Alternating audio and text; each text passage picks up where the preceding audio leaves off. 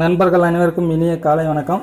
+1 சேர்க்கைக்கு நுழைவுத் தேர்வு நடத்தப்படுமா அப்படின்ற கேள்விக்கு பள்ளிக்கல்வித்துறை விளக்கம் கொடுத்துருக்காங்க. எந்த ஒரு காலகட்டத்திலையும் நுழைவுத் தேர்வு நடத்தப்படாது. அதே சமயத்தில் தனியார் பள்ளிகளும் நடத்தப்படக்கூடாது அப்படின்னு சொல்லியிருக்கிறாங்க. நடத்தினா நடவடிக்கை எடுக்கப்படும் அப்படின்னு சொல்லியிருக்காங்க. கடந்த 25ஆம் தேதி சட்டப்பேரவையில் 9, 10, 11 ஆகிய மாணவர்களுக்கு முழு ஆண்டு தேர்வு ஏதுமின்றி தேர்ச்சி பெற்றதை அறிவிச்சிருக்கிறாரு. சரிங்களா? அதையடுத்து நுழைவுத் தேர்வு அப்படின்னு சொல்லிட்டு பொய்யான ஒரு பரப்புரையை பரப்பியிருக்கிறாங்க. நுழைவுத் தேர்வு எதுவும் கிடையாது அப்படின்னு சொல்லி பள்ளிக்கல்வித்துறை விளக்கம் கொடுத்துருக்குது.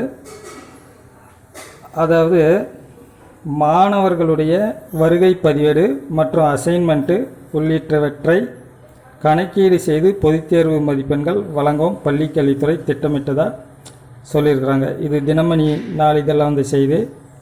சரிங்களா?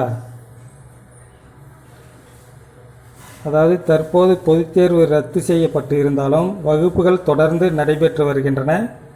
இடையில் 2 தேர்வுகளை நடத்தி அந்த தேர்வுகளில் கிடைக்கும் மதிப்பெண்கள் அடிப்படையிலும் அதே போல மாணவர்களுடைய வருகை பதிவேடு மற்றும் அசைன்மெண்ட் உள்ளிட்டவற்றை கணக்கீடு செய்து பொதுத்தேர்வு மதிப்பெண்கள் வழங்கவும் பள்ளிக்கல்வித்துறை திட்டமிட்டுள்ளது அப்படின்னு போட்டிருக்காங்க.